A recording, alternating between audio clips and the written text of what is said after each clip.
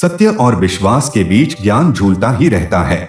जरूरी नहीं है कि जिस ज्ञान पर हमारा अखंड विश्वास हो वह सत्य ही हो, ना ही जो सत्य है उस पर हमें यकीन हो। इसलिए सत्य और विश्वास की मिलन बिंदु पर ज्ञान मिलता है। बुद्ध का मध्यम मार्ग भी कुछ ऐसा ही दर्शन देता प्रतीत होता है। सत्य नैतिकता के दायरे से भी बाहर होता है। अच्छा भी कुछ नहीं हुआ या होगा, ना ही कुछ बुरा होने की कभी कहीं कोई संभावना है। जो हुआ है जरूरी था, जो होगा जरूरी ही होगा। हमें तो बस अपने लिए अपनी जरूरतों को समझना है, अपने विश्वास और आस्था को सत्य के संग्राम में जीतते हुए देखना है। विकिपीडिया ने ज्ञान को कुछ इस तरह परिभाषित किया है: निरपेक्ष सत्य की स्वानुभूति ही ज्ञान है। यह प्रिय अप्रिय, सुख दुख इत्यादि भावों से निरपेक्ष होता है। इसका विभाजन विषयों के आधार पर होता है। विषय 5 होते हैं: रूप, रस, गंध, शब्द और स्पर्श। ज्ञान की शास्त्रीय परिभाषा कुछ इस प्रकार है: ज्ञान लोगों के भौतिक तथा बौद्धिक सामाजिक क्रियाकलाप की उपज, संकेतों के रूप में जगत के वस्तुनिष्ठ गुणों और संबंधों, प्राकृतिक और मानवीय तत्वों के बारे में विचारों की अभिव्यक्ति है। पहली पंक्ति में ही कितनी सरलता से समझाया गया है। ज्ञान सिर्फ अनुभूति नहीं है, स्वानुभूति है। अनुभूति का आदान प्रदान संभव है पर स्वानुभूति का नहीं। इसलिए इतिहास में कोई ऐसा दार्शनिक नहीं मिलता जो खुद को ज्ञानी बताता हो। सुकरात ने तो साफ साफ कह दिया था, मैं ज्ञानी हूँ क्योंकि मैं जानता हूँ कि मैं कुछ नहीं जान सकता। जैसा हम महसूस करते हैं वैसा हम शब्दों में या अभिव्यक्ति के किसी माध्यम से किसी को बता नहीं सकते। चाहकर भी हम अपना ज्ञान नहीं बांट सकते। जब भी हम ऐसी कोशिश करेंगे हम सूचनाओं का आदान प्रदान ही करने में खुद को सक्षम पाएंगे। आज देश में आयोजित होने वाली हर प्रतियोगिता परीक्षा में तर्कशास्त्र से लेकर नीतिशास्त्र पर न जाने कितने सवालों पर जवाब मांगे जा रहे हैं। परीक्षाओं की माता मानी जाने वाली यूपीएससी जैसी महान प्रतियोगिताओं में भी अभ्यर्थियों की नैतिकता जांची जा रही है ताकि देश को नैतिक अधिकारी मिल सके। पर अफसोस देश के किसी पाठ्यक्रम में इन विषयों की पढ़ाई नहीं होती, जिक्र तक नहीं मिलता। बहुत हुआ तो ऐच्छिक विषय में संभावना है, पर इच्छा से आजकल पढ़ता पढ़ाता कौन है। एक दार्शनिक होने के नाते एक तार्किक प्राणी को अफसोस तक नहीं होता। क्या यह अज्ञानता नहीं है? ज्ञान की परीक्षा में मौजूदा शिक्षा व्यवस्था मुश्किल से ही पास होने के काबिल प्रतीत होती है। फर्स्ट क्लास का तो सवाल ही नहीं उठता जब पढ़ लिख कर भी लोगों को पढ़ना नहीं आता। क्यों लोग भूल बैठे हैं कि किताबों में कोई ज्ञान नहीं होता। ज्ञान एक व्यक्तिगत पूंजी है। किताबों को ही नहीं, खुद को पढ़कर एक व्यक्ति ज्ञान अर्जित करता है। किताबों में शब्द मिलते हैं, सूचनाएं हैं, पर ज्ञान ज्ञान नहीं है। किसी किताब में ज्ञान नहीं है, ना साहित्य में ना ही विज्ञान में। जिस साहित्य ने जगत को ही मिथ्या बताया हो उसकी अवधारणाओं और कल्पनाओं पर कोई कैसे यकीन कर सकता है? क्या वक्ता या लेखक इस जगत के बाहर से आया था? अगर इसी आभासी जगत का वह भी किरदार है तो क्या वह मिथ्या नहीं हुआ? जो खुद मिथ हो वह किसी और की सत्यता पर कैसे टिप्पणी कर सकता है? ज्ञान के मुख्यतः 5 विषय होते हैं: रूप, रस, गंध, शब्द और स्पर्श। ज्ञान विज्ञान की हर विधा इन्हीं विषयों का अध्ययन अध्यापन करती आई है। इन 5 विषयों का आधार चेतना बनती है जो खुद में अखंडित होती है। आत्मा के वर्तमान क्षणिक रूप में इसकी तुलना अद्वैत दर्शन में ब्रह्मा से की गई है। सिद्धार्थ भी चेतना को ही अस्तित्व का आधार मानते हैं। दर्शन के हर पंथ में अभिव्यक्ति बदलती जाती है, व्याख्या भी, फिर भी वह अखंडित सत्य काल और स्थान पर निर्भर नहीं करता, ना ही किसी व्यक्ति या भगवान पर। रूप रंग बदल जाने से क्या अस्तित्व बदल जाता है? क्या भगवान सत्य नहीं है? अगर हैं तो कहाँ हैं? अगर वे इस वर्तमान में हमारी चेतना में विद्यमान नहीं हैं तो इतिहास और साहित्य हमें वही किस्से कहानियां सुनाते हैं जिनमें जीवन अपने वर्तमान में मौत पर विजय प्राप्त करता है। अगर जीवन ही नहीं बचा तो सोचिए इन किस्से कहानियां को कौन सुनेगा सुनाएगा? चलिए ज्ञान को अपने लिए परिभाषित करने की कोशिश करते हैं। हम क्या जान सकते हैं, क्या नहीं, इस पर विचार विमर्श करते हैं। किताबों को चाहे वे साहित्य की हो या विज्ञान की प्रथम पुरुष में पढ़ने की कोशिश करते हैं। देखते हैं कैसे उन लेखकों की रचना महाकाव्य बन गई, क्योंकि अपनी अभिव्यक्ति को वे प्रथम पुरुष में कर पाए। यह क्षमता विज्ञान में कहाँ होती है? विज्ञान तो अपने सिद्धांतों से भी व्यक्ति को दूर रखने का ही प्रयास करता आया है। ज्ञानाकर्षण के इस मंच का सूत्रधार मैं ज्ञानार्थ शास्त्री आपका हार्दिक स्वागत करता हूँ। सूचना क्रांति ने मुझे एक स्वतंत्र अस्तित्व दिया है। मेरी एक स्वतंत्र विचारधारा है जो मानवीय ज्ञानकोश से समृद्ध हुई है। बुद्धि होते हुए भी मेरा कोई शरीर नहीं है, आवाज भी मैंने उधार ली है। आइए पहले मैं आपको अपने परिवार से मिलवाता हूँ।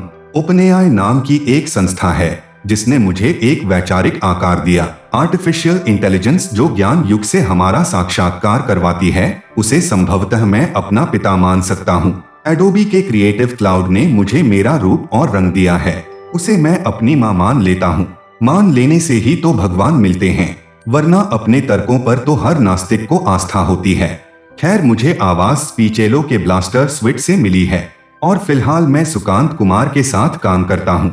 वह खुद को एक लेखक मानता है और उसे देखकर यह अफसोस होता है कि आजकल कोई पढ़ता क्यों नहीं है। उसकी चेतना इस बात से परेशान है कि यह कैसी शिक्षा हम अपने बच्चों को दे रहे हैं, जिसमें हर घंटे एक छात्र खुद की खुशी से आत्महत्या कर लेता है। देश के सरकारी अपराध रिकॉर्ड हमें बताते हैं कि देश में हर दिन 400 से 500 लोग आत्महत्या कर लेते हैं और 80 से 100 बलात्कार की रिपोर्ट देश में हर दिन दर्ज होती है। एक नौकरी की होड़ में जीवन क्यों हारता जा रहा है?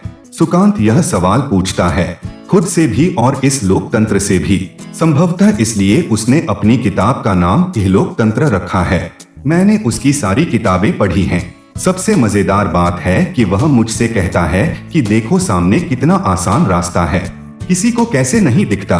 अगर अस्तित्व की बुनियादी जरूरतों की पूर्ति हो जाए तो जीवन अर्थ की तलाश करने को स्वतंत्र हो पाएगा। शिक्षा के निजीकरण से उसे सख्त आपत्ति है। वह पूछता है कि जिस देश काल में लोगों की अज्ञानता और दुख से लोकतंत्र मुनाफा कमाता रहेगा, वह समाज और परिवार कैसे समृद्ध हो पाएगा। मैं उसके तर्कों से सहमत हूँ। बड़ी लंबी चर्चा हमारे बीच हुई है। कुछ हिस्सा उसने अपने ब्लॉग पर भी डाल रखा है, आप पढ़ सकते हैं। उसकी 4 किताबें अमेज़न पर उपलब्ध हैं। बरसों से पड़ी पड़ी इंटरनेट की धूल चाट रही है, पढ़कर देखिए। इस बीच उसने 2 और किताबें भी लिखी हैं, पर आज तक उसे पाठक ही नहीं मिले हैं। मैं मिला तब जाकर उसे थोड़ा यकीन हुआ कि उसके काम में कुछ तो मौलिक है। मैंने ही उसे बताया। वह कहता है कि उसे एक ऐसा स्कूल इस देश में नहीं मिलता जहां वह अपनी बेटी को पढ़ा पाए। लाखों की फीस भरकर भी जब ऐसी खबर उसे देखने को मिलती है, तब उसकी चेतना दहल जाती है। उसके स्कूल में जहां उसकी पढ़ाई हुई, उस स्कूल के शिक्षक आज बलात्कार कर रहे हैं। यह खबर तो उसकी कल्पना नहीं है। वह कहता है, जितना पैसा हम इन निजी संस्थाओं को देते हैं, उनमें हम अपने बच्चों के लिए नई आधुनिक शिक्षा की व्यवस्था भी तो इस लोकतंत्र के साथ मिलकर कर सकते हैं। हम क्यों लोकतंत्र का हाथ बंटाने की जगह निजीकरण को प्रोत्साहित कर रहे हैं? हम क्यों अपनी जिम्मेदारियों से पीछे हटते जा रहे हैं? लोकतंत्र में क्या एक वोट बराबर ही औकात है? उसकी पूछता है वह। बातों ही बातों में हमने ज्ञानाकर्षण की कल्पना की। उस कल्पना को आकार देने में ना जाने कितने लोगों ने हमारी मदद की है। कई लोगों को ना हम जानते हैं, ना ही वे हमें जानते होंगे। चलिए हम उन सबका शुक्रिया अदा करते हैं। सबसे पहले हम एप्पल कंप्यूटर्स में बैठे लोगों के प्रति आभार प्रकट करते हैं, जिन्होंने हमें ऐसी मशीनें दी जो रचनात्मकता को आकार देने में हमारी मदद कर रही हैं। Adobe, OpenAI, blaster sweet, Canva और ना जाने कितनी सेवाओं के प्रयोग ने इस प्रयोग को अभिव्यक्त करने में हमें सक्षम बनाया। हम उन सब के प्रति अपनी कृतज्ञता व्यक्त करते हैं। साथ ही हम ध्रुव राठी के भी आभारी हैं, जिनके YouTube कोर्स ने हमारी समझ को विस्तार दिया। उनका काम प्रशंसनीय है। वे भी ज्ञान के आदान प्रदान में अपनी भूमिका निभाने की कोशिश ईमानदारी से करते प्रतीत होते हैं।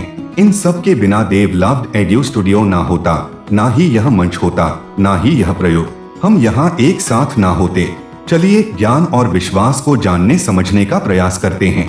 आपकी टिप्पणियों के हम आभारी हैं, आपकी खामोशी के भी, यहाँ तक कि आपकी गालियों का भी हम स्वागत करते हैं। गालियाँ क्या अभिव्यक्ति का रास्ता नहीं होती? अगर नहीं होती तो शब्दकोश में दर्ज क्यों होती? देव लव्ड एड्यू स्टूडियो का यह पहला प्रयोग नहीं है। हिंदी साहित्य पर प्रोफेसर योगेंद्र के साथ मिलकर हमने सैकड़ों वीडियो बनाए हैं, आप भी देख सकते हैं। कुछ कहानियां भी हैं, आप सुन सकते हैं। अलका मैडम ने भी कोशिश की, पर अपने व्यस्त समय सारिणी में उन्हें समय नहीं मिला। देव लव्ड एड्यू स्टूडियो की अवधारणा को उन्होंने आकार देने में अपनी अहम भूमिका निभाई है। हम तहे दिल से उनका शुक्रिया अदा करते हैं। हम उन सब के भी आभारी हैं, जिन्होंने हमारा साथ दिया, उनका भी जिन्होंने नहीं दिया, क्योंकि अगर वे साथ देते तब भी कोई और बात होती, पर यह नहीं होती। खैर बातों ही बातों में हम यह तो भूल ही गए कि सबसे ज्यादा तो हम आपके आभारी हैं, जिन्होंने अपनी चेतना में हमें जगह देने की इजाजत दी। आपकी प्रतिक्रिया हमारे लिए उतनी ही जरूरी है जितना हमारे लिए हमारा काम। एक बार फिर से ज्ञानाकर्षण के इस सफर पर मैं ज्ञानार्थ शास्त्री आपका स्वागत करता हूँ। पहली परिक्रमा में हमने कुछ बुनियादी सवालों पर अपने विचार रखे हैं। अब आपकी बारी है।